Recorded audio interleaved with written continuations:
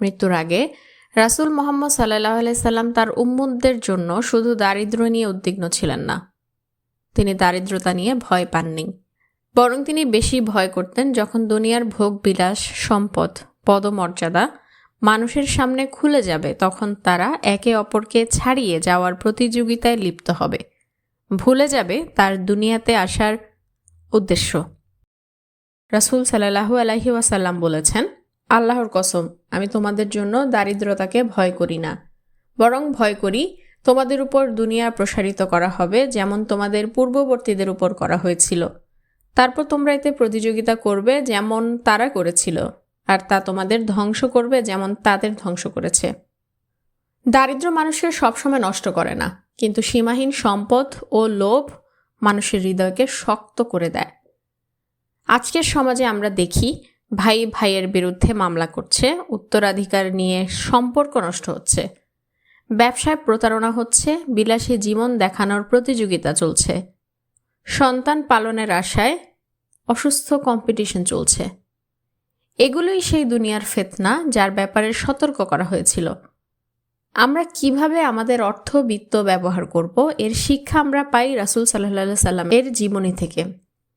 মুহাম্মদ সাল্লাল্লাহু আলাইহি সাল্লাম ছিলেন মানব ইতিহাসের সবচেয়ে উদার মানুষের একজন।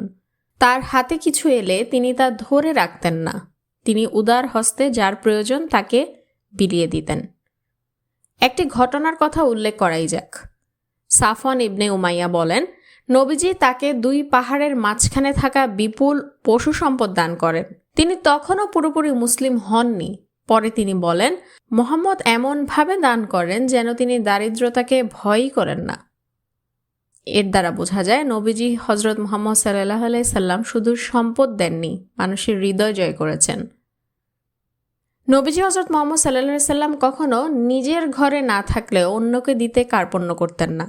আয়েশা রাদিয়াল্লাহু তাআলা আনহা থেকে বর্ণিত, অনেক সময় নবীজির ঘরে চুলা জ্বলত না, কয়েকদিন শুধু খেজুর ও পানি দিয়ে সময় কাটত, কিন্তু দরজায় কেউ সাহায্য চাইলেই তিনি ফিরিয়ে দিতেন না। এমনকি নবীজি হযরত মুহাম্মদ সাল্লাল্লাহু আলাইহি সাল্লামের মৃত্যুর আগ মুহূর্তের যে ঘটনা আমরা জানি তাও বেশ হৃদয় বিদারক। রাসূল সাল্লাল্লাহু আলাইহি সাল্লাম মৃত্যুর আগে ঘরে থাকার স্বর্ণ মুদ্রা সাদকা করে দিতে বলেন। তিনি চাননি তার রবের সাথে সাক্ষাতের সময় দুনিয়ার কিছু বাকি থাকুক। এটি আমাদের শেখায় সম্পদ হাতে থাকবে, হৃদয়ে নয়। সাদাকা শুধু ধন সম্পদ দান করা নয়, পরিবারের সাথে কোয়ালিটি টাইম স্পেন্ড করাও।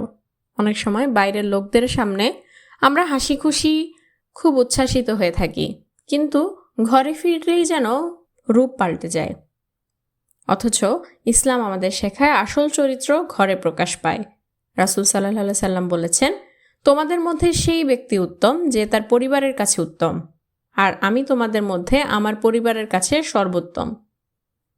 পরিবারের জন্য ব্যয়ও এক ধরনের সাদকা।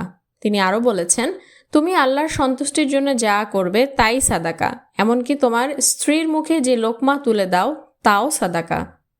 স্ত্রী সন্তানের জন্য খরচ করা শুধু দায়িত্ব নয়, ইবাদতও। আজ অনেক বাবা মা সন্তান পালনকে শুধু টাকা দেওয়া নেওয়ার সাথে সম্পর্কিত রাখে, অথচ সন্তানকে শুধু টাকা না, সময় দেওয়াও এক ধরনের ইবাদত।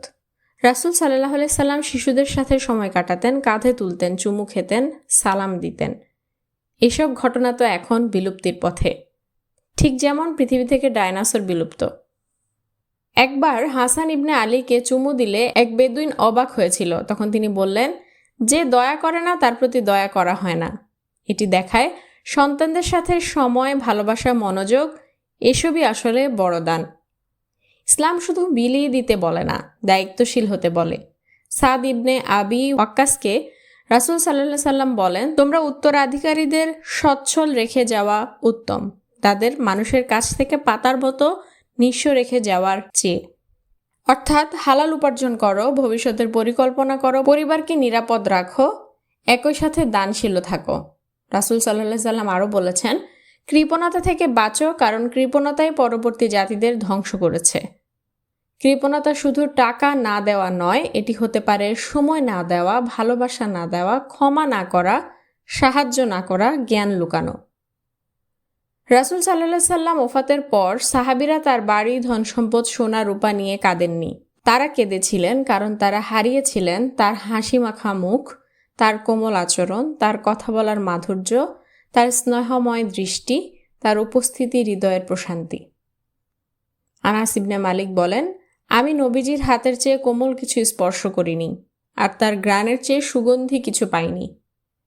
আজ যদি আমরা নবীজিকে ভালোবাসি, তাহলে শুধু মুখে দুরূদ পড়লেই হবে না, আমাদের হতে হবে সম্পদে বিনয়ী, ব্যয়ে উদার, পরিবারে কোমল, দারিদ্র্যের পাশে দাঁড়ানো, দুনিয়ার মোহ থেকে সাবধান, চরিত্র সুন্দর।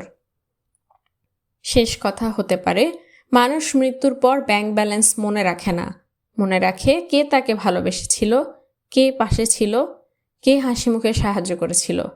এটাই ছিল রাসূল সাল্লাল্লাহু আলাইহি সাল্লামের জীবন।